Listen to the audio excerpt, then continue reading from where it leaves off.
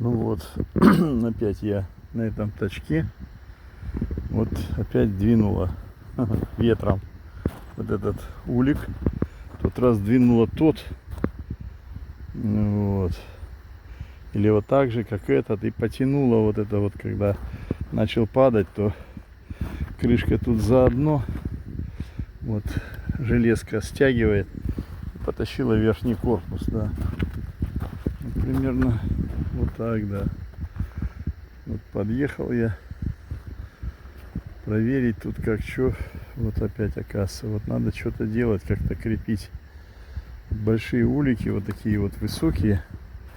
Видать, парус хороший, и его двигает. Там вот скользко внизу. Вот здесь вот скользко.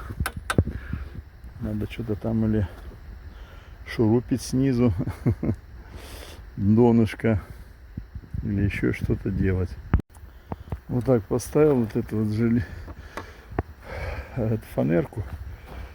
Вот она в снег упирается, и будет как обтекаемость воздуха.